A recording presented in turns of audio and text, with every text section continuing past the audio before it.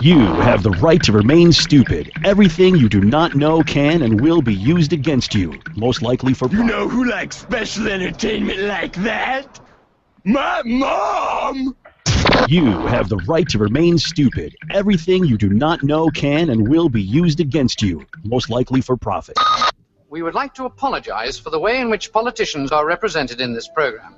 It was never our intention to imply that politicians are weak-kneed political time servers who are concerned more with their personal vendettas and private power struggles than the problems of government.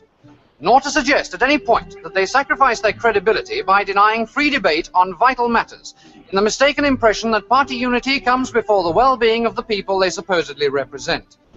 Nor to imply at any stage that they are squabbling little toadies without an ounce of concern for the vital social problems of today. Nor indeed do we intend that viewers should consider them as crabby, ulcerous little self-seeking vermin with furry legs and an excessive addiction to alcohol and certain explicit sexual practices which some people might find offensive. We are sorry if this impression has come across. Hey, want to hear the most annoying sound in the world?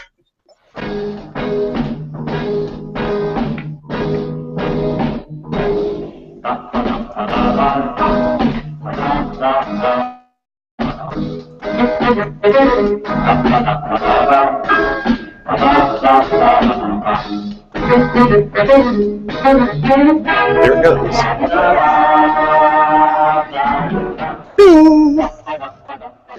And welcome once again, projectiles, to another action-packed, side-splitting, laugh-a-minute, blah, blah, blah, blah, blah episode of Side Project Live. Side Project Live is brought to you by the DuPage Libertarians. DuPage Libertarians meet on the third Thursday of every month at 7 p.m. in Addison, Illinois at the American Tap Pub and Grill, located at 701 West Lake Street in Addison. $5 burgers, craft beer. What more can you ask for other than hookers? Remember, it's a good time for the great taste of DuPage Libertarians. Once again, from Morris, Illinois, this is Jim Goebel, and it looks like Eric has stepped off. Hello? Stepped out for just a moment. Oh, I can hear me? it. Yeah, I don't know where my picture went, though. That was weird. The chair is speaking. Yes. It's like Chair that. has You the ever see floor. there was a prank video a while back with this guy. He drove up to like a McDonald's or something, but he was like, he took the chair out of his car, and He put himself in it. he put himself in the chair as a costume. Yeah. He drove up, and people were like handing him the food, and they're just going all nuts with this ghost car that was coming up. That was brilliant. So once again, from high atop the Side Project Tower, this is Jim Goebel. And from the basement studio in Lockport, Illinois, it's Eric Ferguson. Boy, that is just really, really, really freaky there, a talking chair. The chair has the floor. The chair has the floor. Whoa, whoa, whoa. So much for that minute spacer I put in here for the outro. I'll have to remember to do that next time to turn that off. But it seems like we had someone else here at the show. Oh, yes. Taft was here. What's the cat? Taft. Yeah, the hat. Taft. Taft. Oh, yes. President Howard Taft was here. I don't know where he went. He got tired of waiting for you. Yeah, well, you know, he was getting tired of, you know, him and I understand that him and Ulysses S. Grant actually had a competition for whoever could be the fattest pig to take the White House. Not many people know that. And trust me, it's true. I saw it on the internet. So hey, from the DuPage Libertarians, we have Brian Scott Lambrecht. There you go. There's William Howard Taft joining us.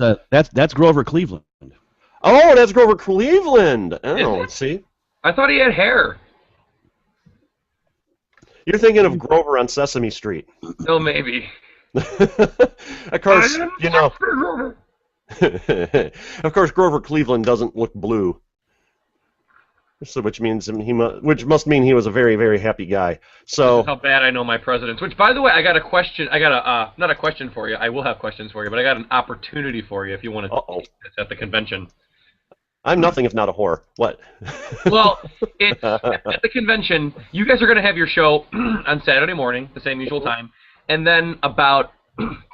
I assume you're going to hang around throughout the day. Around 5 or 5:30, we're going to have Libertarian Jeopardy, and I need 9 contestants. and I've only got maybe 3 or 4 that are confirmed so far. Sure. And they're pretty tough questions, but they're good, and you might be good at it. I'll go for it. Don't know if I'll don't know how good I'll be at answering some of them, but I'll give her a whirl. Hey, looks like Eric's having technical difficulties there. Hey, you know what we should do is that Grover Cleveland image. I don't have the software here, and I don't really remember the name of it. But on my laptop, I had gosh, I can't remember the name of it, but it was like a program that worked with your camera, and they had like many different images on there that you could make their mouths moves and stuff, like kind of, is that toothpaste? You can animate them? Yes, and you can animate them. We should animate Grover Cleveland. Why not? Why not? I actually did one. I actually created a Master Shake and oh gosh, who's the one guy from Metalocalypse? Not Nathan Explosion. Murderface. I had Murderface animated. The time to go. Or no, oh no, what did he say? What was his catchphrase? Oh yeah, he was always. Well, you know what? I can't say it. I could bleep it out. At the what minute mark are we at? I don't know. At any rate, he would always say dildos. So whenever anyone would talk to him, but anyway, we were talking about something. No, we weren't. We were that's right. Just randomly going on. I was talking about the convention and about having the Libertarian Jeopardy thing that we're going to do. By the way, I'm going to keep referring to you as Sir Topham Hat, if you don't mind. No, the hat's going to change throughout the program, so it's all good. Oh, I'll think of different things. I don't know if you noticed, I have a very extensive hat collection. I kind of assumed that. I only have mostly like ball caps, and I can't find most of them. I used to like have a whole ton of them back in the day.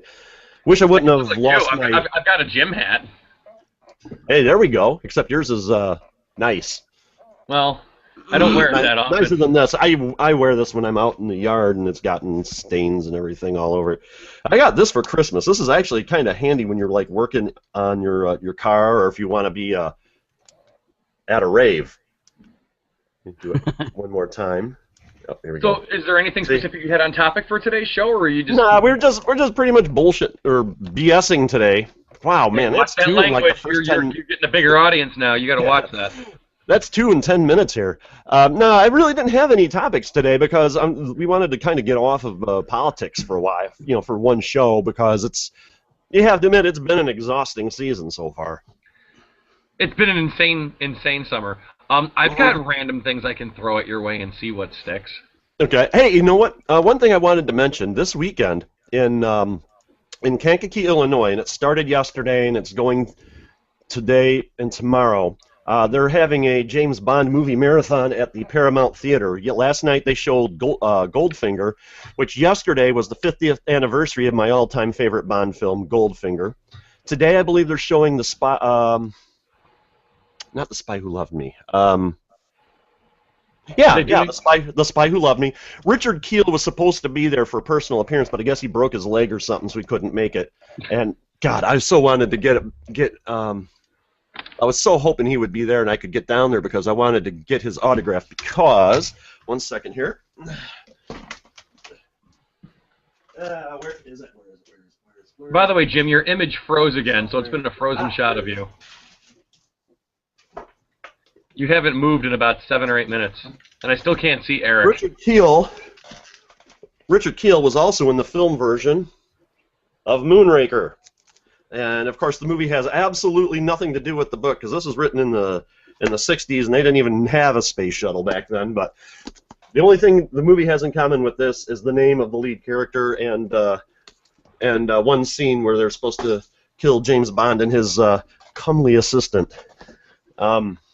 It was an interesting read, though, but I really want to read all of those, all of the Ian Fleming Bond stories. But it's just a matter of getting the books and being able to pay attention. But yeah, yesterday, 50th anniversary of Goldfinger, and do you expect me to die? No, Mr. Bond. Or no, I screwed it up. Do you expect me to talk, Goldfinger? No, Mr. Bond, I expect you to die. It's funny, the producer director of Goldfinger wanted a German actor, Gert Frobe, to portray Goldfinger, but he wasn't a very good English speaker, and so they actually had an English-speaking person dub all of his lines in the film because you could barely make out what he was saying. So what other movies are they showing? All of them, or are they just picking? Well, they're only picking 3 select ones. They're probably going to do it again next year. Today is The Spy Who Loved Me, and I'll have to look up real quick.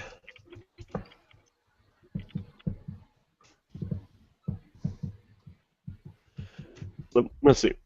I've seen every James Bond film. I've seen every iteration of it. I've seen the one Sean Connery did in the 80s that wasn't supposed to be James Bond.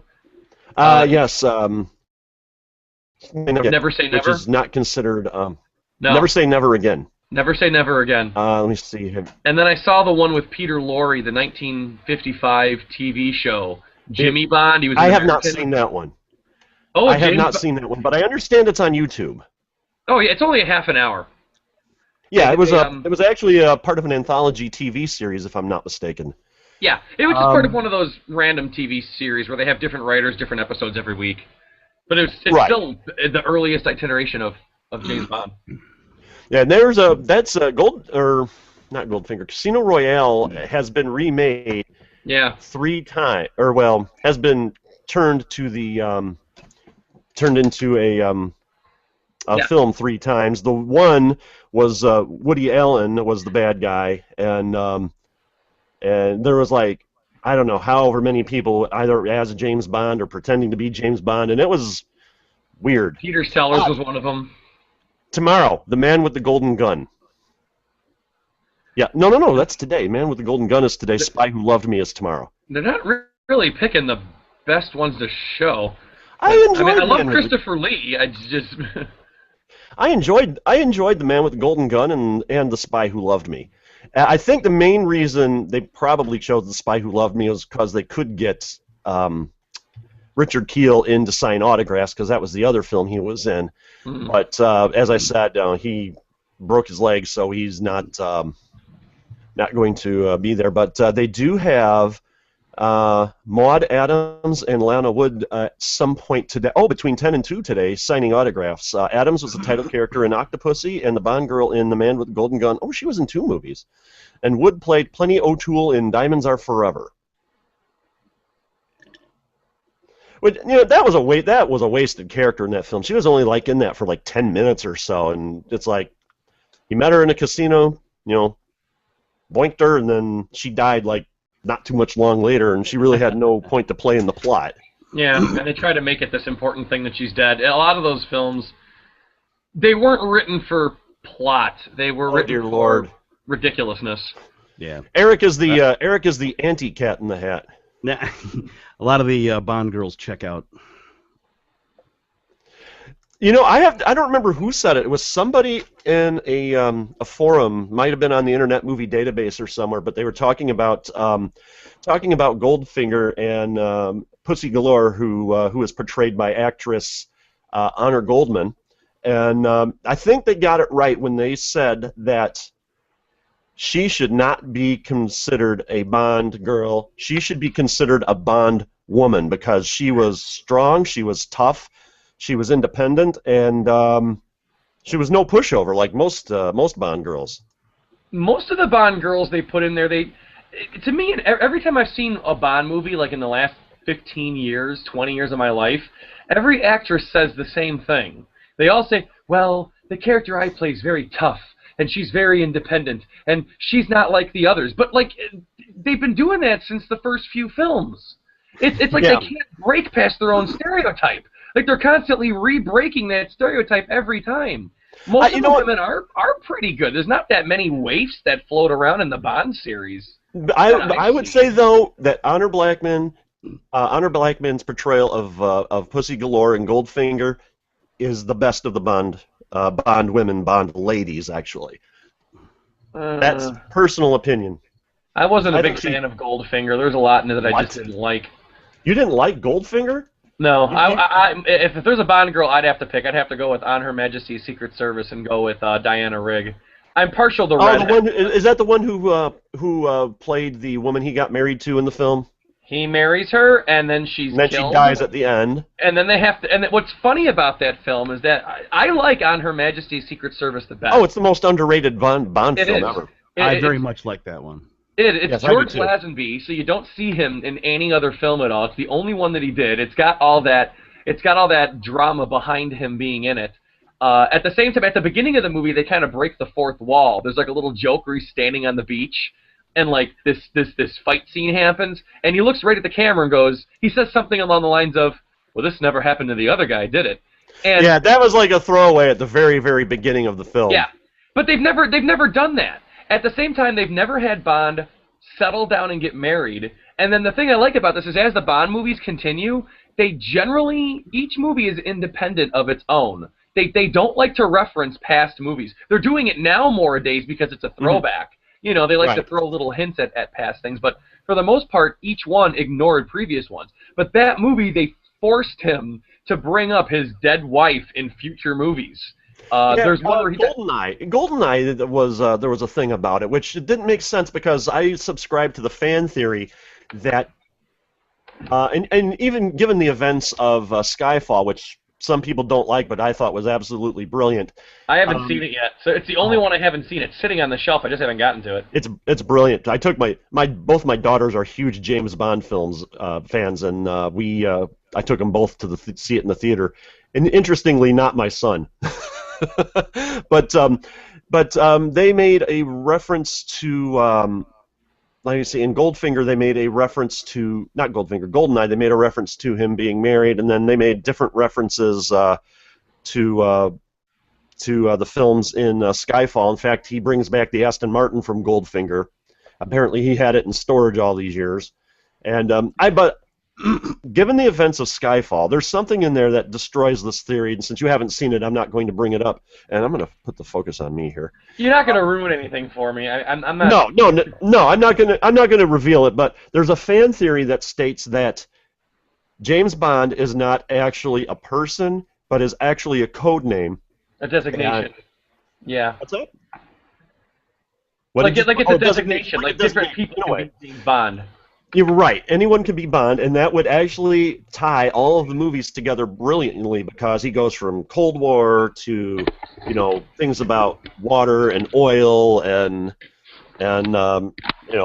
technology and media and all of that, and it explains why there's a different actor portraying Bond. And why different people are Bond and why they do things differently because it's not the same person every time. Yeah, and I think that fan theory I think is absolutely brilliant. There is a Bond novel, and I saw it on the bookshelf of all places, Menards. Don't ask me why they have a fiction book section in a grocery store and a home improvement store anymore. I don't know why they sell sugar cereal. I don't get that. I don't. You go to Menards and you're like, yeah, I need some 2x4s and some plywood and I'm going to go over and get some paving bricks, and damn it, forgot to pick up milk. Menards is the best junk. They do have some interesting things there. They get the best junk. I get the blueberry pretzels and the tater skins and all that stuff. They're the best. But I saw this one James Bond novel on the bookshelf at Menards, and James Bond is, in the book, a veteran of the war in Afghanistan, if you can buy that. Okay. Yeah, and I think the fan theory of James Bond being a code name or a pseudonym would actually fit well with that particular iteration. I have not read that novel. Like I said earlier, my goal is to just read all of the Ian Fleming ones first, and I've only gone through Goldfinger, as you saw. I held the book up, which I can't seem to find. Oh, it's over there behind Mr. Rabbit. I think the best James Bond reference is probably in the Pink Panther, the 2006 version, with Clive Owen as Agent 006. Yeah, 006 was actually there was a character of 006 in GoldenEye. Remember, before Daniel Craig was chosen, Clive Owen was one that was being considered to be the new Bond, and they didn't get it because he was too old and whatever. So he appears as Agent 006 in the Pink Panther film, and Clouseau says to him, who are you? And they introduce each other, and I'm Nigel, whatever the face, I'm Agent 006, and Clouseau responds, oh, one away from the big time. Yeah, and 006 was, like I was saying, in GoldenEye, and he actually turned out being the bad guy in that one, if I'm not mistaken. But him and Bond were actually working together to destroy a chemical plant. You seem to be frozen there, Brian.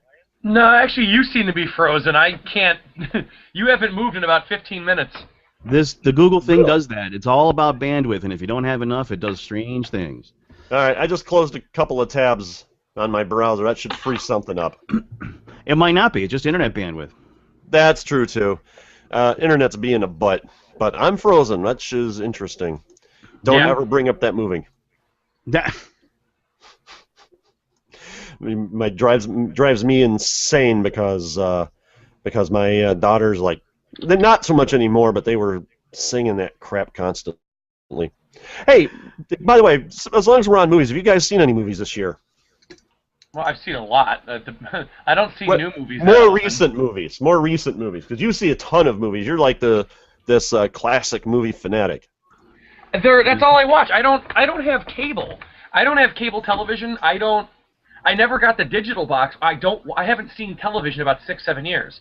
Everybody's always complaining right now about all the political ads on TV. I haven't seen a single one because I don't watch television. All I do is use the DVD player and video games, and that's all that goes on the giant box in my living room. I have no subscriptions either. I have Netflix, but that's it. There's no cable or satellite here ever. Yeah, I've got Netflix, and I've got a subscription to Amazon Prime, and Netflix. If you like older movies or documentaries, Netflix is for you, and it's none of Netflix's fault. They just don't get the newer movies because the movie studios are screwing them over. Right. And Amazon Prime is kind of in a similar boat, but at least you can actually purchase movie for rental there. One thing I don't understand, I have Comcast, and Amazon does this too, but you can actually purchase movies to own through Amazon and Comcast that are just like digital only. I mean, just for download. And I don't get it with Comcast because, say, like you pay the $19.95 so you can watch this one movie whenever you want for the rest of your life. First of all, what happens if Comcast goes belly up?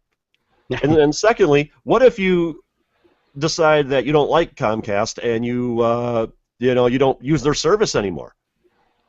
You're out that movie. You don't own it anymore. I just don't get that. Yeah, unless you can download a hard copy for yourself. I can keep this file and save it somewhere. But if it's cloud-based only, I don't know. I mean, how that happens. What happens when they end the service or you lose your account or anything that goes wrong? Yeah, I just never got that.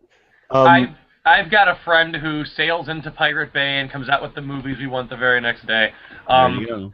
And that's if we ever need to. He was kidding. If the RIAA is listening, he was kidding. It's not me. I don't know who my friend is. It isn't me. I'm too stupid to figure out hacking. I got the antenna on the roof. I get a bajillion channels. Now they added a couple of more. I get the Grit channel. There's always something there to watch.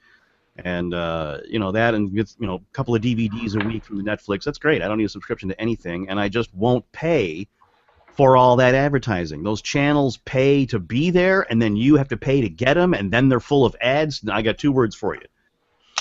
And Steve Toohey doesn't like one of them, so I'm not going to say. Well, let's just say I have to assemble an IKEA desk, and one of the things that I need is a device that inserts and extracts little fastening widgets, and so just add that word to the word "you." Gotcha. Yeah. Well, have you seen any movies this year, Eric? Like theatrical? Probably the only thing notable that's a more recent release would be the Lego Movie. Saw it. It's the only movie I've seen all year in the theater, and If I you're a haven't seen any of libertarian it. and you have not seen it, you are missing out. That is probably one of the most blatantly libertarian movies I've ever seen. Oh, it's so fun, and yeah, I didn't see it in the theater. I got it on the DVD, but yeah, it's a lot of fun. I love that movie. I wish I would have seen that I wish I would have seen it in the theater in 3D, because that was one of the few movies that I would really, really pay to see in 3D. The only on purpose. The only other movies I've seen in the theater in 3D recently, because I saw back in the 80s there was like this revival of like these B movies in 3D, like Treasure of the Four Crowns and Coming at Ya, and they were all pretty bad, but it was in 3D and it got people in. But the only ones I've paid in recent memory to see in 3D were let me think, Tron Legacy, which is a decent movie, but it's not great, and what was the other one? Oh, Piranha 3D. That was one of the most fun movies I have ever seen in my life. I mean, plenty of gruesome gore, plenty of nudity, plenty of just funny crap that you should probably not be laughing at. And director Eli Roth was in the movie, and he got killed in a pretty gruesome way. And it was just, that movie was so much fun. It would have been better if plopped down next to me were a bunch of teenagers that probably shouldn't have been in the theater in the first place, talking like every 30 frickin' seconds. Yeah, I'm just not. I know the theaters are nice, but they're too expensive and too crowded and noisy. And at home, have a scotch and a bowl of peanuts and watch a movie on my plasma TV, and I'm good. You know what though? You got some options though. I mean, you can go to the second run theaters. They got a nice one in Joliet, where they after movies have been out in the theater for a month or two, they Or move go to right Hollywood over there. Boulevard. Yeah, or go see And something. I was going to say Hollywood Boulevard or Hollywood Palms. Yeah, Hollywood That's Boulevard. where we saw Lego Movie. We saw it at Hollywood Palms in Aurora. Oh, there you go. Because my wife had a free movie thing for like 4 people, contingent upon buying like food and stuff. And Hollywood Palms and Hollywood Boulevard. Those are probably the most fun theaters, first-run theaters in the Chicago area, because they took the snack bar out and replaced them with a real bar, like full. Yeah. Oh, holy crack! It's Jurassic Park. I love it, and you got the nice big chairs and the shelf in front of you. Put your food and your beer down, and oh yeah. I'll be back in a minute. Just he's gonna stay here and just hold on. Uh-oh. Yeah. Nice. Those theaters are great. I love them. Oh gosh, those are so freaking awesome, and I will really wish I could get there for like a special appearance, because they last year at Halloween they played one of the Nightmare on Elm Street films, or maybe they had a marathon. I don't remember. And this is at the Hollywood Palms in Aurora, Naperville, wherever that is, and Robert Englund was there signing autographs, and I'm like, I wish I could have gone. Yeah, that's cool. My daughter went to one of those for. I don't know, one of the vampire films, whatever it was, and so she met one of the actors and got a picture and autographs and stuff. They always have so much awesome stuff going on there, and it's just a shame that I just can't get there more often. I did get an email. I am a member of their birthday club, so I got a several free tickets. With purchase of an entree. I have to say their food is really good there too. I mean, it's not just food. Yeah, it's not just $8 nachos. No, it's actually like really good pub food. Yeah, you nailed it on the head. I mean, it's really good pub food. Granted, they have they have cheesy names. Like one time when I saw the Tom Cruise movie Collateral at Hollywood Boulevard, I ordered the Arnold Schwarzenegger. Right. But don't let the names fool you, man. That's fun anyway. Oh yeah, it's a movie theater. Yeah, it's wow, that's a good time. Hey, have you ever been to the Hollywood Boulevard, Hollywood Palms, Brian? No, I've heard about it, but everyone says that they play like classic movies, but they play like one classic movie a month, and I don't go there. Yeah, they have them every once in a while, but every year they have a showing of The Wizard of Oz, and I can't remember when it is, but they have some of the Munchkins. Yeah, they do Rocky Horror too, but they have some of the Munchkins come in for the Wizard of Oz one, doing personal appearances, that sort of thing, and they do the Rocky Horror. The only thing I don't like, I've never seen Rocky Horror Picture Show in the theater. I saw it on TV, and I probably should go to the theater to get the whole big, kind of, I don't know, experience, I guess you'll say. And the only problem I have with that is that you can't bring your own props into the thing to throw at the screen or whatever. You have to purchase them from the theater, and I don't like that, but I understand it's still a pretty good time. Yeah, they got the Bears game. They're doing Bears game today or tomorrow. Football, which I don't. Yeah, well, that's fine. But they had their, so you can go to the theater, enjoy the nice seats and the food and stuff, and watch the Bears on a big screen. Oh, God, the Indiana Jones trilogy is coming up, and really? They're going to play the original Dracula sometime, I don't know, October or something like that. Oh, I have to get there for that. That just sounds like an awesome time. Actually, in Lisle, they're going to play the original Frankenstein, 1932 Boris Karloff, and the 1931 Dracula with Bela Lugosi at an outdoor theater. I think they're doing it on Halloween night. I'm not going there because I've seen both of those movies a dozen times in the theater already. And it's Halloween. My house is... You have no idea what I do to my house for Halloween. But you don't live there. Huh? But you don't live there. Live where? At your house. I live at my house. What do you mean? No. You remember a couple of months ago, those people are saying you don't live at your house? Oh, yeah. I forgot. I'm living somewhere in Massachusetts, and that makes me illegal, and my signature has to be eliminated. Yeah. No, you know what? There's so many theaters. Eric, where are you located at in the state? Well, I'm in Lockport. Okay, yeah, so you're a good chunk of distance away too. In the city, and even in the outlying areas, I like to go to theaters that were built before the 1930s, and that's a problem. But they're good stuff. The Music Box Theater in the city, it's over on Southport on the north side. I've been there. Yeah, it's beautiful. The only movie I saw there was the only Chicago showing of Mystery Science Theater 3000, the movie. Oh, it's very possible. That's very possible because I know it didn't get a lot of attention in the city. And it was a brilliant film. They show lots of local stuff. They have lots of special events. They have a silent film once a month that somebody comes and plays the live organ for. They have every Saturday and Sunday. They have the matinee, and there'll always be a theme. Like for the month of January, they'll play Errol Flynn films. And then on Saturday and Sunday, they'll play Errol Flynn both days. And, Claire and I will go and we'll see Captain Blood or, Robin Hood or whatever we get to see. And then they also had, for last year, there was a big event, the Hitchcock 9. I don't know if you guys know what the Hitchcock 9 was. No. It was the 9 films, the 9 silent films that Hitchcock made before he came to America and then started making, talkies and stuff. Well, that sounds interesting. They're not the greatest. There's about 2 or 3 that are really, really good, but the other 6, they're just bad silent movies. And there was a guy who played the organ through most of them, and then they had an orchestra, a 5-piece orchestra, show up, and they do cello and piano, and there's a trumpet player, clarinet player. They're extreme. What are they called? The Mont Alto Orchestra. I think they're out of Denver, Colorado. These guys are great. I've seen them maybe a dozen times. But the Music Box is really good. The Portage Theater, of course. That's where I did my proposal. Did I ever tell you about the proposal I did to Claire? No.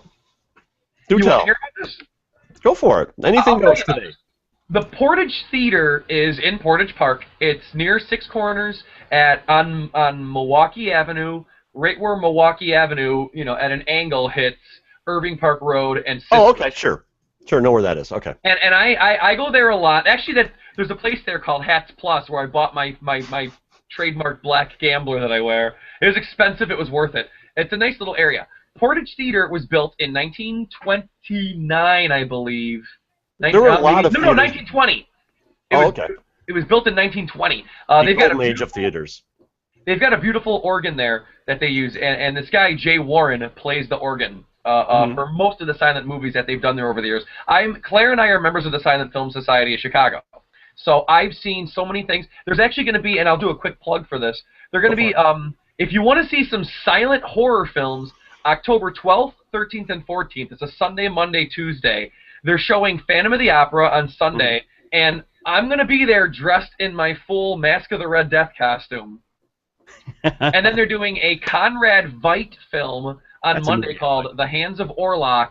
And if you don't know who Conrad Veidt is, he plays the German that Humphrey Bogart shoots at the end of Casablanca. Oh, I thought he was the old guy on Different Strokes. No, but That Conrad was Conrad Veidt. Bain. But Conrad Veidt is also famous for being the actor who portrayed the character that Bob Kane based the Joker off of in a silent movie. The silent movie is called The Man Who Laughs. And okay, I have heard of that. I have not seen it, but I have heard. The only silent movie I have ever seen in my, well, I can't say in my life, but the only one I remember is Metropolis. I've seen the original, and then I saw the remastered with the rock soundtrack. Which okay, yeah. I did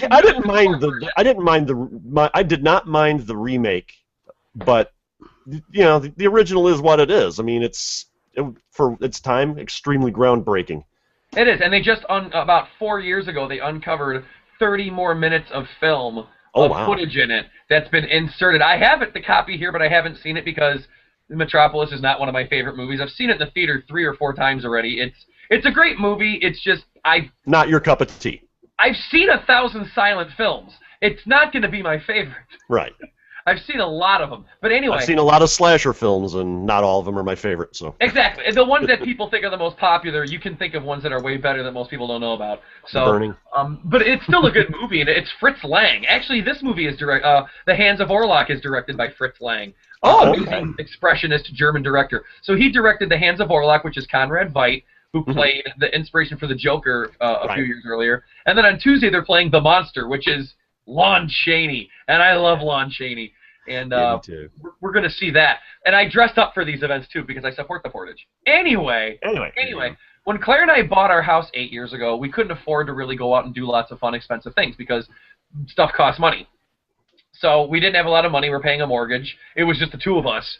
So we would just watch movies because they were free from the library, and my brother had a bunch of them that he had inherited from somebody. So we just started watching classic movies, 30s, 40s, films from the 50s. Watched lots of James Cagney, gangster films, Humphrey Bogart, Edward G. Robinson, Bette Davis, just lots of good stuff. And we fell into silent movies and decided that, you know, at the Silent Film Festival, it wasn't that expensive, and that became our vacation every year. There would be a silent film summer festival every summer at the Portage Theater. For 6 weeks, every Friday, for 6 weeks, they'd have a silent film. And Claire would go to the thrift store and buy these amazingly cute little sexy flapper girl type dresses. She would cut them up and make them. I had a suit. I had white suspenders and a white tie. I tried to look like a bootlegger. You were putting on the Ritz. Yeah. Oh, I got a cane and everything. And we'd show up dressed like we were out of the 1920s, and we'd have fun seeing these movies, and it wasn't that expensive, and we did it for years and years. Well, anyway, Claire and I, by the way, we just celebrated 12 years together this summer. Thank you. We were never going to get married. We never cared about it because we're libertarians. If there's two things we want to keep away from us, it's government and religion. So there's no reason for us to get married because government and religion define it. And we're like, sadly, in this day and age, it's more of a thing to do because your tax bill. Yeah, well, your tax bill and then your any end of life decisions or whatever at the hospital. I know, and that's terrible because it shouldn't. Yeah. This thing is hot. Right, court it was hot. And court testimony. Spouses can't be forced to testify against you in court. Yeah. So anyway, continue. Good call, Eric. So anyway, so what happens is after about 5 years of going to this thing, I had the only reason Claire and I got married is because I had a great idea, and I love this idea. I went to Dennis, the guy that Jay Warren, the guy that plays the organ. He also managed the Portage Theater, and I was friends with him at this point. And I said, "Hey, Dennis, his name is Dennis Wolkowitz. His stage name is Jay Warren. I need to explain this." I went to Dennis and said, "Hey, Dennis, I got a great plan." And I handed him $900 in advertising donations that I had gotten for the Portage Theater. And he took the $900 and said, "Brian, this is great." And I went to local businesses and said, "Hey, do you want to donate to the Portage? You want to get some advertising revenue? They're here, they're local, you can help them out." And people said, "Yeah," and they wrote some checks. And I brought it all to Dennis, and he said, "This is great. What can I do to repay you?" "This is what you're going to do for me, Dennis."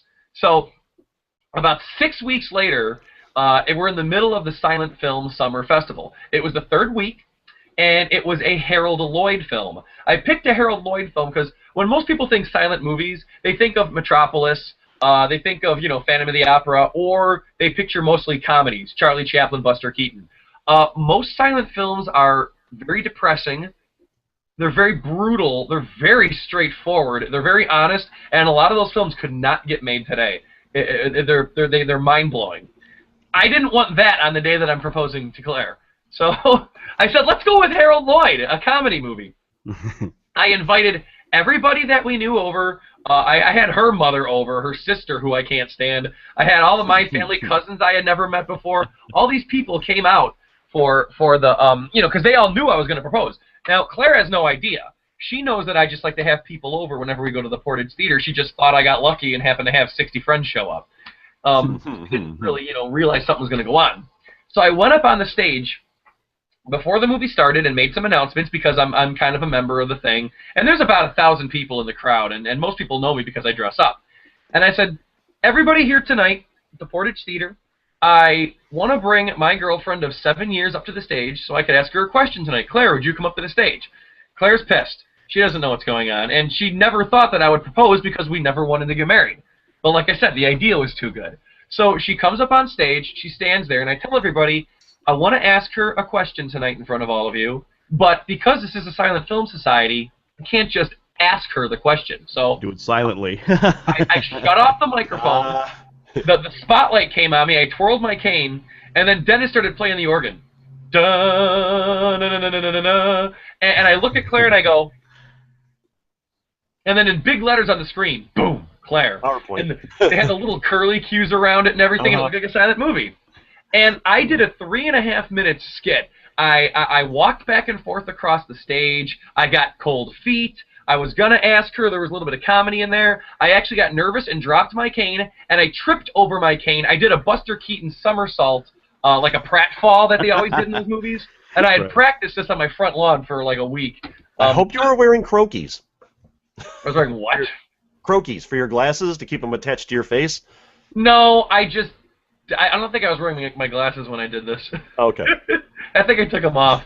Anyway, but wow. I did a somersault flip, and then you know, and then I get up, and then the panic, dun dun dun dun dun dun dun dun music, and oh no, and I'm running around panicking on the stage. I had to get my hat and get the cane, and then finally I ran over and I slide on my knees across the stage to her, and the big letters, "Will you marry me?" Crowd's going nuts because they love it. I had to tell Claire she has to shake her head yes, because the crowd can't hear her. And then I threw her over my shoulder and carried her off the stage. And it was great because, one, this proposal didn't cost me a dime. I didn't spend 1 cent on this. I didn't buy a ring. We don't do that kind of crap. Claire is an accountant. She'd rather spend money on owning property. She thinks that jewelry is garbage. She would be There you go. She would be mad if I spent money on a ring that she can one day get lost in a frickin' sink. None of us wear that stuff. So I spent no money of my own on this. My proposal wound up covered by some of the local Chicago news, and a year later, the Chicago Historical Society had a history of Chicago weddings dating back to before the Civil War. They had dresses and outfits and all these things for all these famous weddings. And when you first, it was a 9-month exhibit. And when you first walk in the main room, there's a big TV on the wall, and they played. It wasn't even a good video. It's kind of crappy. Of the video of my proposal. So I didn't spend any money on this proposal. I got 1,000 people to give me a standing ovation for it. I got news coverage, and then it got put in a museum for 9 months. I'm proud of that. That's good. Awesome. Oh, hold on. I keep forgetting Google has these things. Thank you. And what's cool about it, too, is that, and I always bring this up to Claire, is technically when I slid on my knees and the "Will you marry me" came on the screen, technically I never said the words. I mean, there's that little technicality. I mean, it was on the screen. I mean, you could imply that's what I meant, but you really can't hold anything to it. That's good. I want a ham sandwich. That's freaking awesome. I'm assuming you have this on video. I do. You can look up Portage Theater Wedding Proposal on YouTube. It's just nice. And I make a lot of films now. I am a filmmaker, But back then, we were just starting out, and we were so busy that day because my friend, you know Jenny, you're going to see her at the convention. Jenny's my dark horse. She helps me get all the things done I need to do. She was sitting up in the projector booth with the laptop making sure that the words came and went on the screen based off my cues. So it's like we set up the camera, and then we both had to run away and get to work. So it's like far away. It's not the greatest. It's like hazy. But you can watch it and still get the idea. It's just I'm mad because I'm never going to recreate that event, and you know it's annoying. Hey, and just to chime in here real quick, the show is brought to you by the DuPage Libertarians. They meet on the third Thursday of every month at 7 p.m. in Addison at the American Tap Pub and Grill, located at 701 West Lake Street in Addison. Remember, it's a good time for the great taste of DuPage Libertarian. For the next ad, I'm going to try to work in the word farfignugan somewhere. Jim, I love you. You're awesome. It's wonderful doing business with you, sir. You don't have to lie. Oh man, looks like we have another bandwidth problem here because you're frozen and I'm probably frozen to you, and it doesn't appear that my kids are using the internet currently. So we'll have to deal with it. As long as we can hear you, we're good. So. You're talking about theaters and the Oregon. Have you ever been to the Rialto in Joliet? Yeah, I never saw a movie there, but actually that's where Claire's graduation was at, when she graduated with her degree, her accounting degree from DeVry. Oh, okay. They have. I've never seen the performance there, but I've been there, and it's a very nice theater. I've seen a few movies there, but mostly as a kid. The very last movie I saw there was kind of a prequel to the Cannonball Run. It was called The Gumball Rally, and. The same kind of movie, same writers, same directors. But I remember seeing several of the Charlie Brown films there. Which, oh, by the way, there's a CGI Charlie Brown film coming out next summer. Bam. Yeah, I as a fan of Charlie Brown, Charles Schulz, part of me really, really hates it, but then the rational part of me says I'll at least wait and give it a chance and see what happens. Is it going to have a jazz soundtrack? Because they got to have jazz. Vince, what was his name? Vince Guaraldi, I believe. Vince Guaraldi. Yeah. Yes, he was brilliant. In fact, the one of the guy that did the soundtrack to the later Charlie Brown films and specials, and I can't remember his name, actually worked with Atari to create music for the 2600 game. Snoopy versus the Red Baron, which is a game I've been wanting to get, but I've never been able to get it. But I've played that one on many emulators, and for a kid's game, it's pretty dang hard. It's a good game, though. Yeah, most of those games are hard. They didn't really test them properly, so nobody had any idea what they were getting involved in when they started making those movies. Well, I mean, it depends on the game, though. To this day. My most favorite video game on a home console of all time is 2600 Adventure. Yeah, that was another one where they didn't actually explain how the game works. They did to a degree. It was it was more based. It was more based on like old mainframe, adventure dungeon crawling type games like NetHack and Mines of Moria and that sort of thing, and that was just an awesome game. And my second most favorite game of all time, and I've been playing the heck out of it once again on an emulator on my laptop lately, is Populous, a computer game, Atari ST. It's a god game. You've got your followers, and the object is to destroy the followers of the other god, and you do it by creating earthquakes and leveling terrain and floods and Armageddon and the whole 9 yards. And that is just a fun game. And like I said, I've been playing a lot of it on an Atari ST emulator lately. I think my third most favorite game of all time has got to be Half-Life 2, and I'm kind of pissed that we've waited so long for a third Half-Life game. Yeah, I only know Populous, the Super Nintendo version. It probably plays about the same. And for those who don't know, we had Ben Coyle on last week, and he looks just exactly like the lead character from the Half-Life games, Gordon Freeman. Yeah, I didn't get your joke when you put that in. I'm like, I don't know who the hell Gordon Freeman is. I'll just let this slide. I'll put up a side-by-side comparison of the two. And you should do that. and well, James Carville yeah. is Schmeagol. What's that? James Carville is Schmeagol. In Half-Life, at the very start of the game, before you get guns or any sort of weapons, the very first thing in both Half-Life and Half-Life 2, the very first weapon you have is a crowbar. And I want to get a picture of Ben Coyle with a red crowbar. And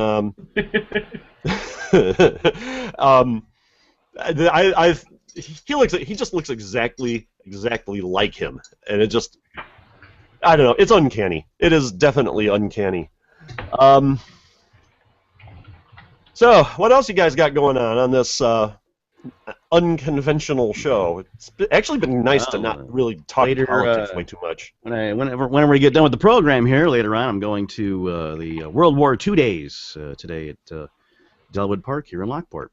They have reenactors, a nice big battle on the field. The pyrotechnics version of the battle is this afternoon. They blow stuff up. It's cool.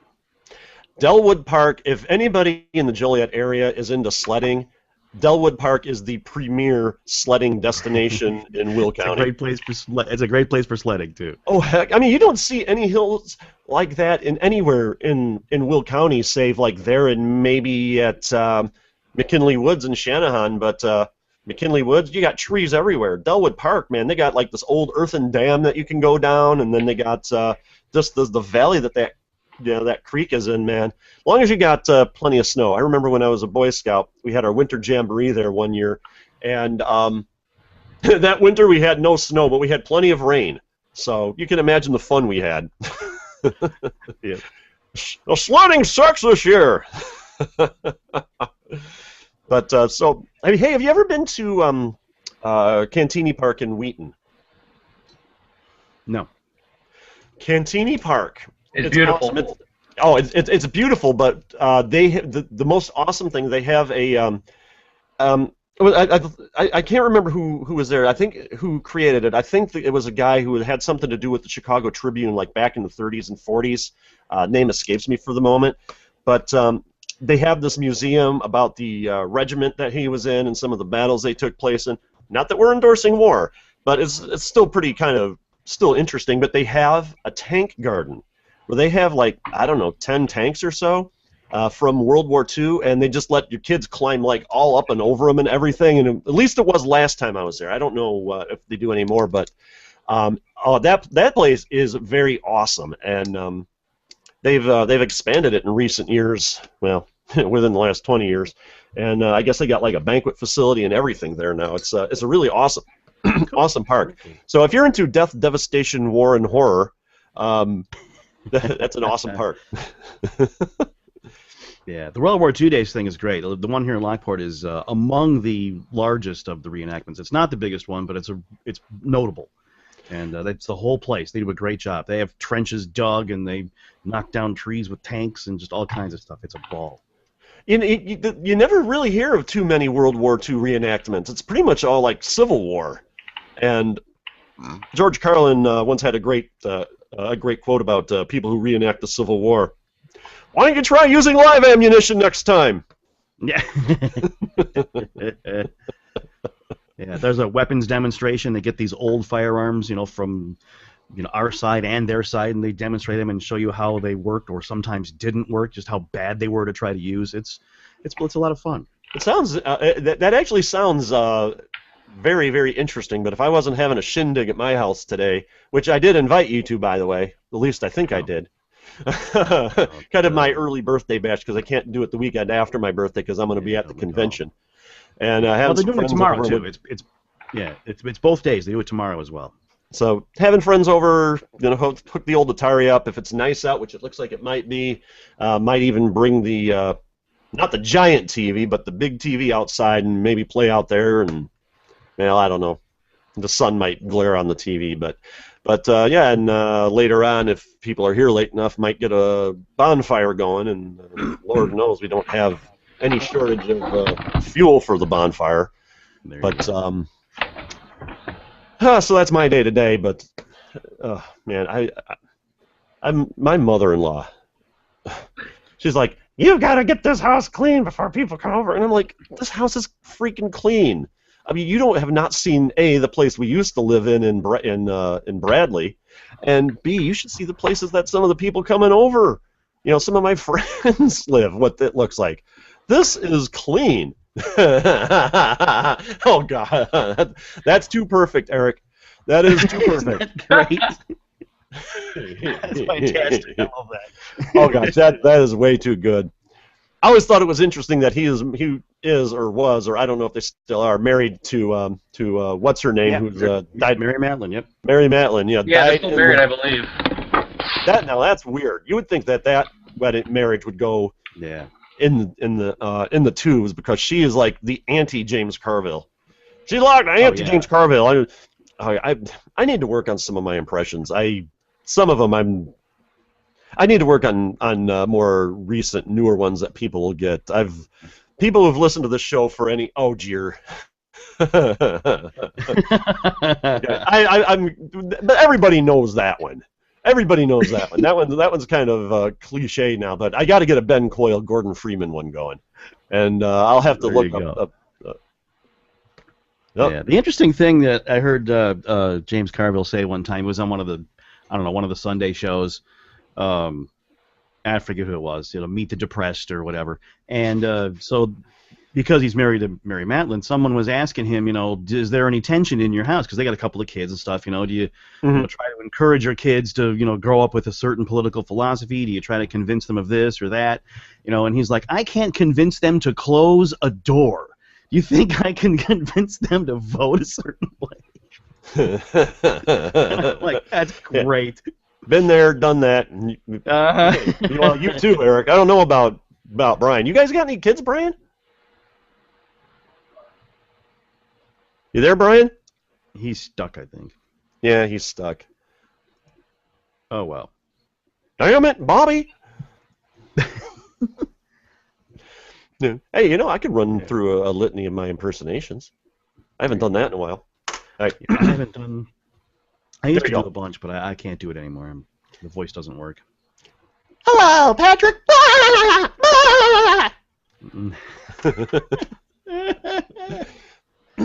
All right, see, you'll probably get this one. Kill for me, Jesse. You've got the body, but I've got the brain. Oh, man. I'll tell you what, butane is a bastard gas. Oh! Oh, God, I worked up this whole bit. It does, maybe not a whole bit, but like bits and pieces of if Beavis and Butthead were in the Star Wars films. Oh, man. Hey, Luke, you think, a girl like that, a guy like me, what are you, stupid? The circle is complete. Bunghole. I also did, oh gosh, I had a Three Stooges one I worked up one time.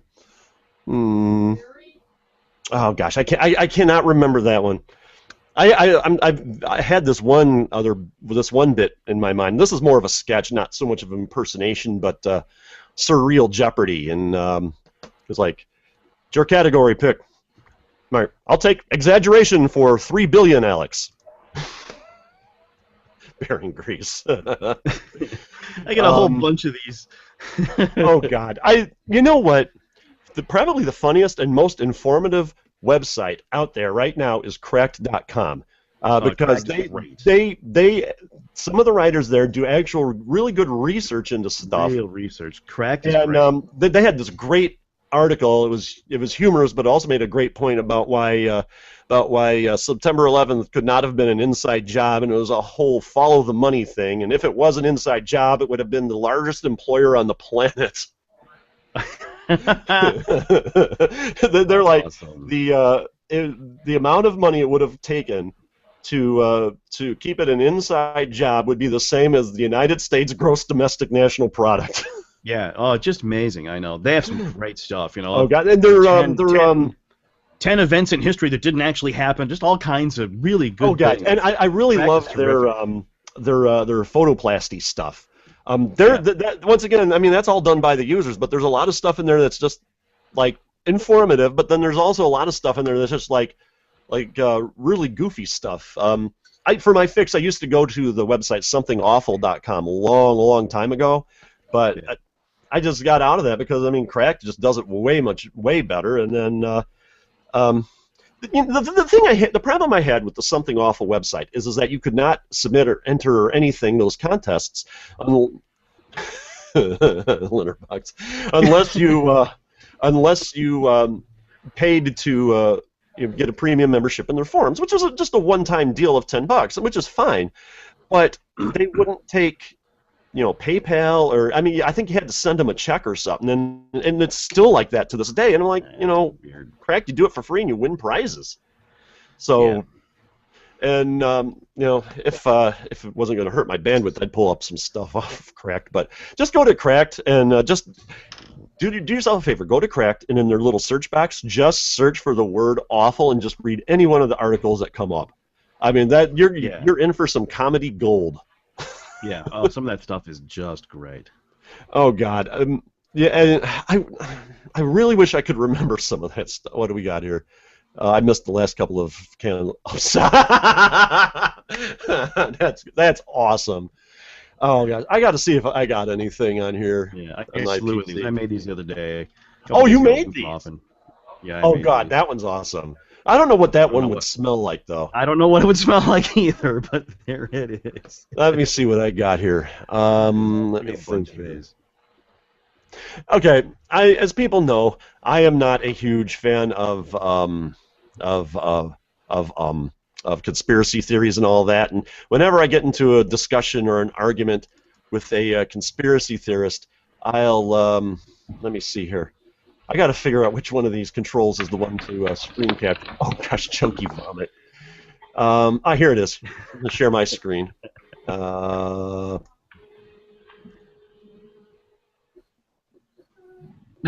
There we go. When I get in conversations with conspiracy theorists, I do that one. And let me see here. There is okay. Now this is a real product, and when someone pisses me off in a thread, I will post this with the header. It says you need.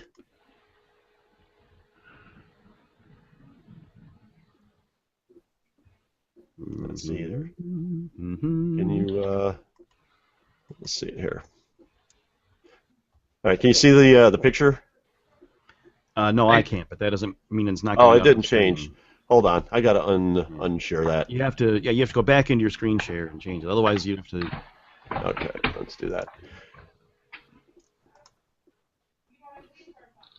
There we go. I'll say, you need, and then show this. Ah, there you go. They actually had back in the day, and I've been trying to find this. Crack cream. This company, it's like a hand cream, and it's, I don't know, it's decent. It's expensive, but it's decent. And back in the day, they used to advertise on Chicago radio all the time, and they're like, "You work hard. Do you have dry cracked hands or whatever? Then you need crack cream." And the one radio host, I think it was Rokon. Whenever he got a weird caller, he just extracted the "you need crack cream" from the commercial and would play it after a crackpot caller. It was awesome, and I've been looking for that whole audio commercial, but I just cannot find it. This is one of my favorite images of all time. You need crack cream. Oh, do we have Brian back? Did I hear him? Yeah. Wow. I keep running off because AT&T is coming over here and they're going to swap out my internet, so I might bail out of this show early just because of this stupid. I'm getting rid of Comcast. Well, hello. There's a ghost behind you. Yes, that is my daughter, and she brought something in here. I think it was a laptop. Was it food? Did she bring food? No, my other daughter would do that. I can't believe you're switching to AT&T. I got a story about AT&T. I would rather pay more money for Comcast than pay 5 cents to AT&T. Why is that? Why is that? Well, I'm glad I asked. Years ago, we were living in Kankakee, and we were looking into getting high-speed internet, and Comcast didn't have it there yet. And but AT&T said, oh yeah, we're going to have DSL service coming on in at the beginning of the year. And this was November, and I'm like, well, okay, we'll sign us up. So, it's like the end of the first week of January of the next year, and they're like, hey, we're running into some problems. Give us another week. Okay, give them another week at the end. Yeah, we're still having problems. Another week. And another week. And another week. And then about halfway through February, I started calling them every dang day. We did not get internet in the Kankakee metro area until about the end of March. 3 months. And of course, they had no problem billing us for that 3 months we didn't have, DSL service. Now, we did get it reversed. And we did get the 3 months reversed, and we stayed with them because there was really no other high-speed options in Kankakee at the time. At the end of that year, we had to move. I can't remember exactly why, but we had to move. We moved across town. Oh, I remember we were going to be having our second child. And so we moved across town to a bigger spot, and called up AT&T and told them we're moving, and okay, well, we'll take care of you. So one day we're at the new place, we get a box from AT&T, and it's sitting on our doorstep. And it's a brand new DSL modem. I'm like, well, I must be upgrading everyone. So we took it and installed it. This new DSL modem was a piece of crap, by the way. And yeah, well, certain models. Then we got our bill. Certain models that were notoriously bad. Yeah, this one was shaped like a stingray. Yeah, literally shaped like the animal, the stingray. And yep. We saw our next bill.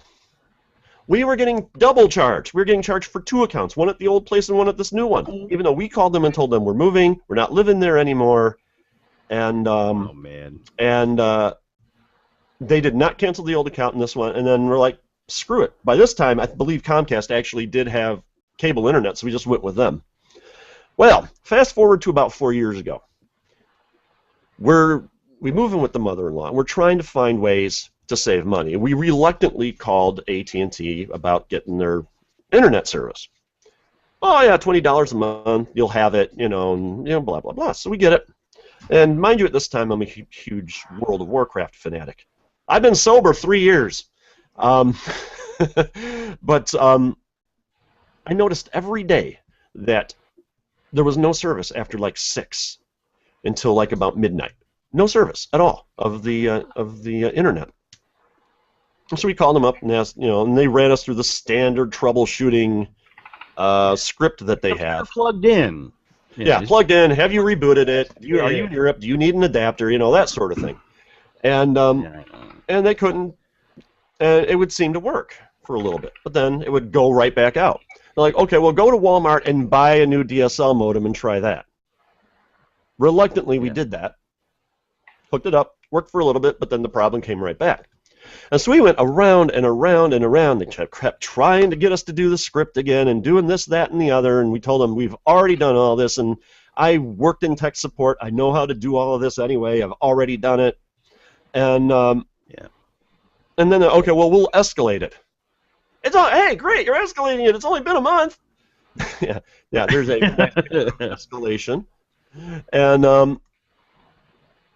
so we get to the local guys, like the installers.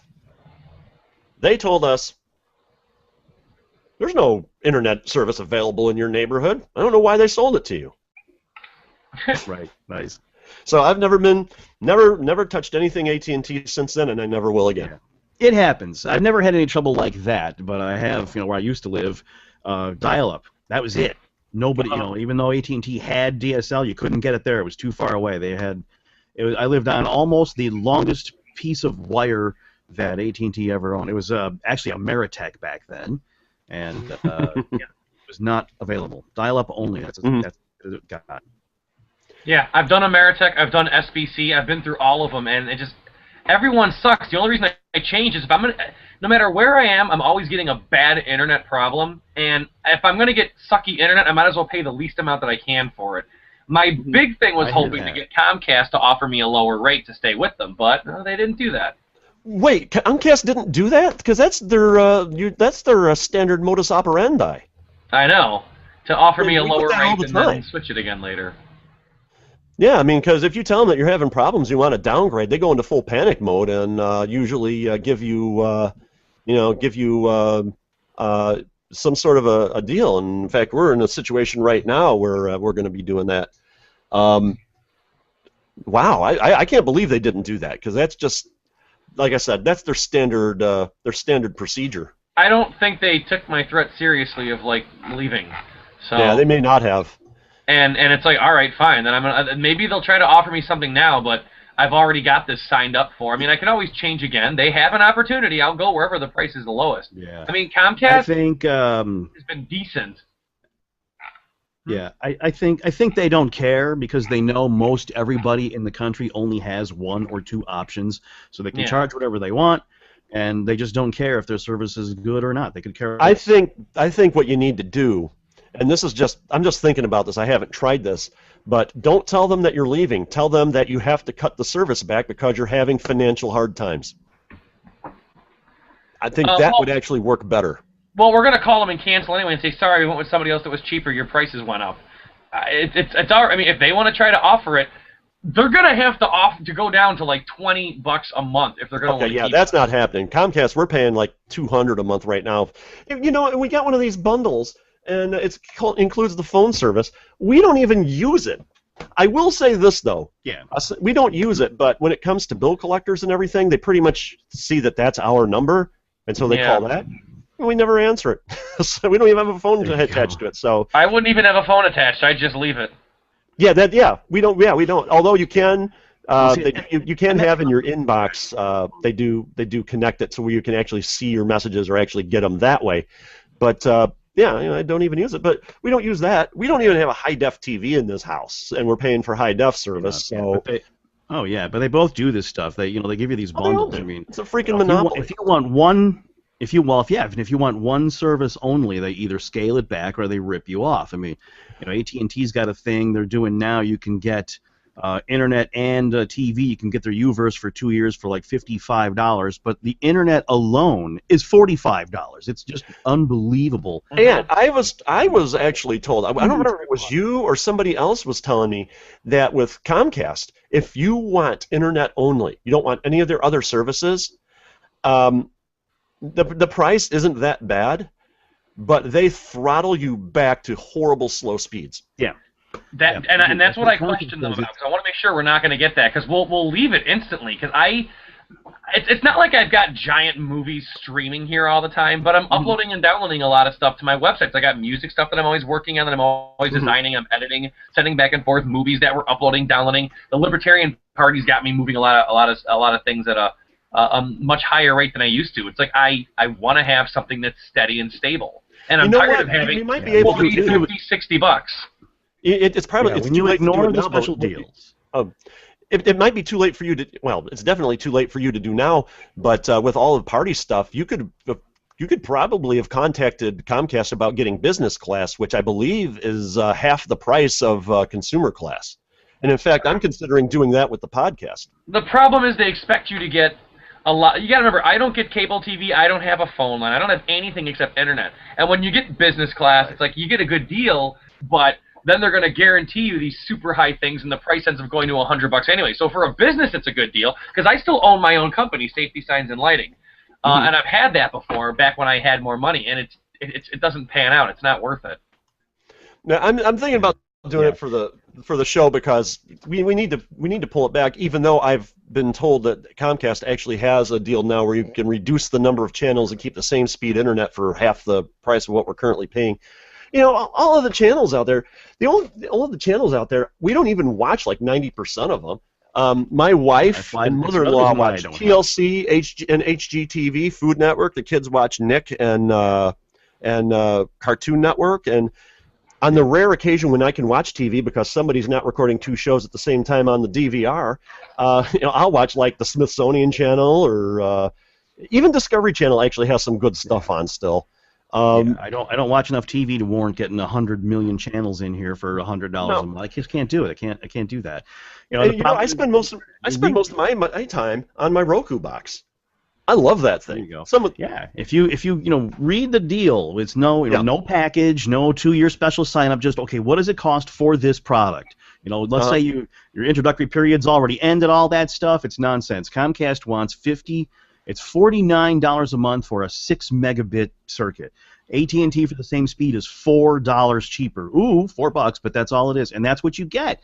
And if you get like the Uverse internet only, they connect you from your house back to the central office. If you get Uverse TV with the internet, you get a connection to a nearest junction box, what they call a vRAN, so you have a much shorter piece of wire, and your service goes up dramatically. But if you don't have the TV, you're screwed.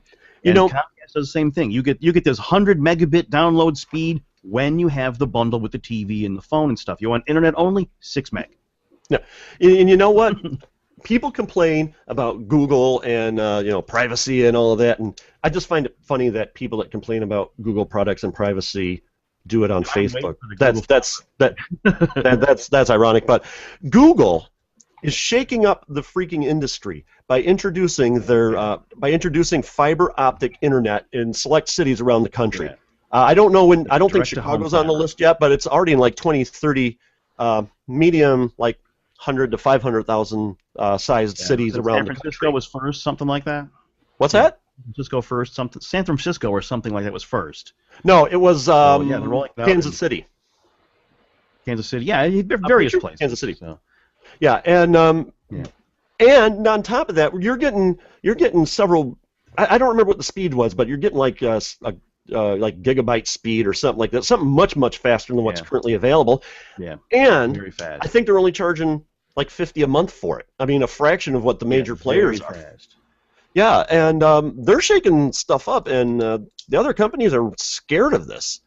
And and some of these products, Comcast has Metro Ethernet, and it works great. It's a fantastic product, but I don't have $2,000 a month for internet.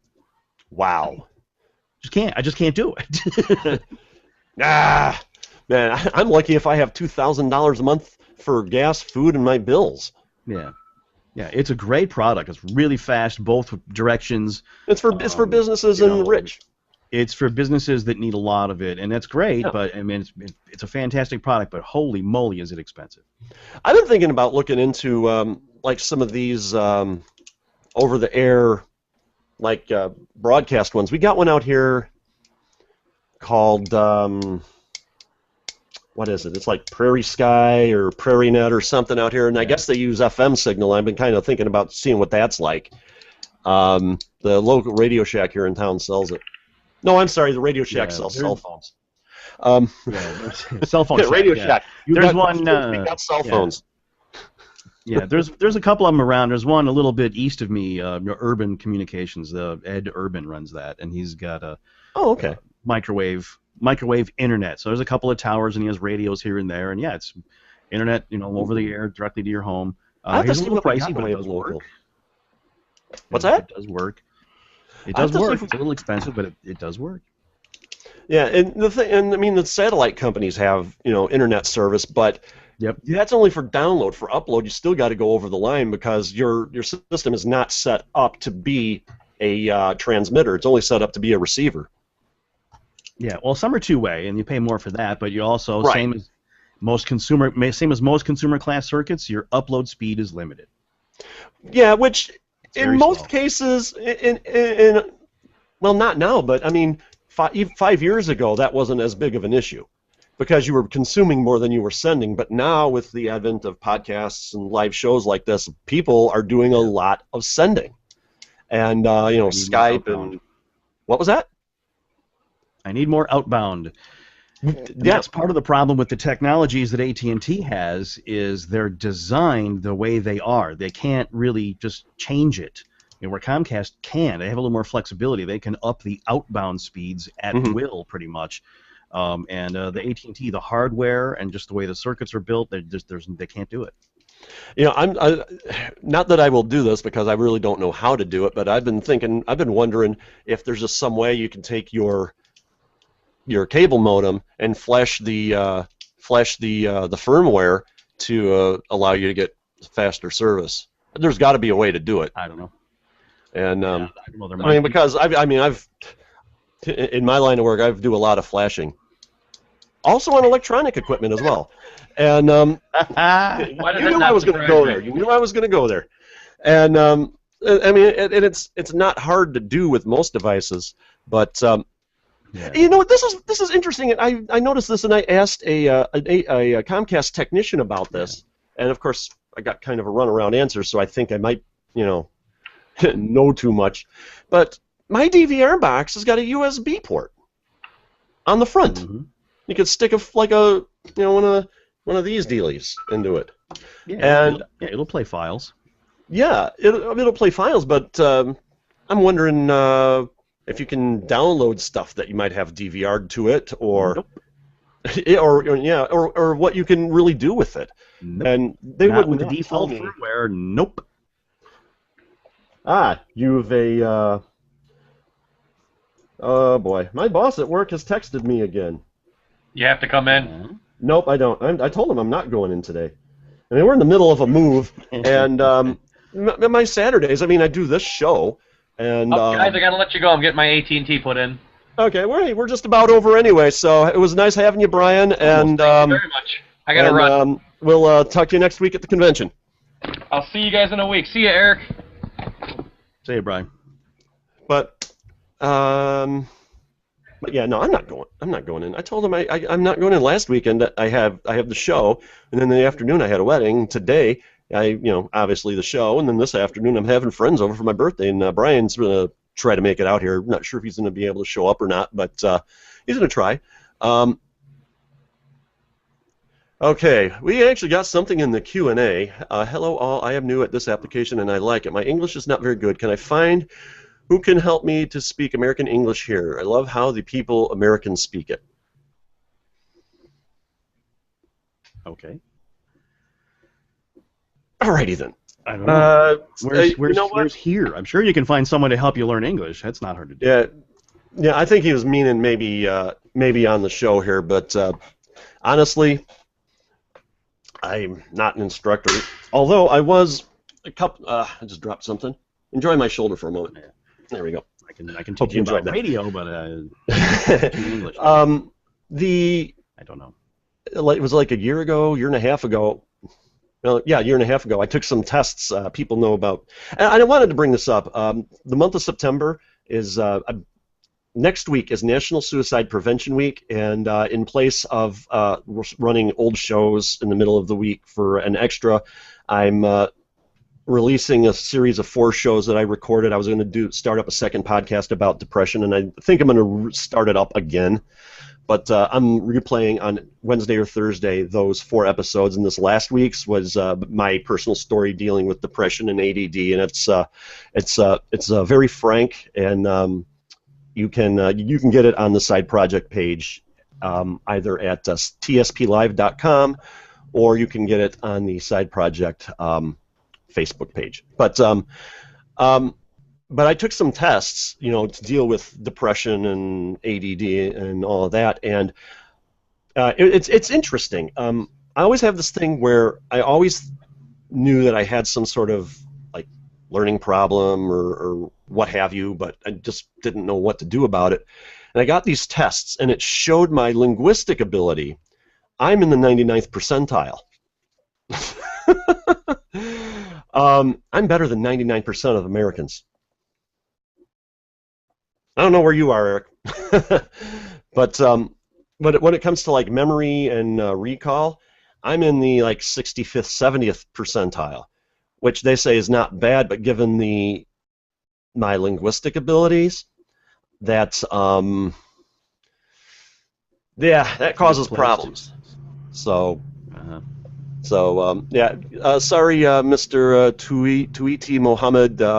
We can't help you there, but sure, if you do a Google search, you can find some. In fact, I'm pretty sure that you could probably find something at one of the free online courses, and I know there is an app on a phone that you can learn many different languages in. On an Android phone. Oh, and they have a website. You can learn it there too. It's Duolingo. So you might want to check that out, and that will help you. I've off and on the last several years been trying to teach myself German to varying degrees. I can count to 20. I can ask where the automatic ticket dispenser is and where the men's room is. Oh, and my those are important. Yeah, my favorite fruit is Erdbeeren, strawberries. Oh. So, 1, 2, 3, 4, 5, 6, 7, 8, 9, 9, 10, 11, 12, 13, 14, 15, 16, 17, 18, 19, 20. I don't know how you get 20 out of 20, but, you know, hey, I'm not German. Well, I am a little, mostly. Yeah, I was born here. And wo ist die Kartenautomat? And wo ist die Herrentoilette? So. There you go. And you know what? Something else, but real quick, I guess this weekend is the Dank House in the Lincoln Square neighborhood of Chicago, which Dank is the Deutsche American National Congress. It's for people. It's a cultural organization for people of German heritage in the country, and I subscribed. I was a member for a while, and I want to resubscribe up. But they're having their German Fest this weekend, and that's the neighborhood. It's around Lincoln Avenue and Western Avenue in Chicago, and I really want to go back there. The Dank House has like a skyline bar and all that. It's really awesome. But anyway, we got to go. So once again, from Morris, Illinois, this is Jim Goebel. And from Lockport, Illinois, Eric Ferguson. And thank you, Brian, for joining us. Indeed.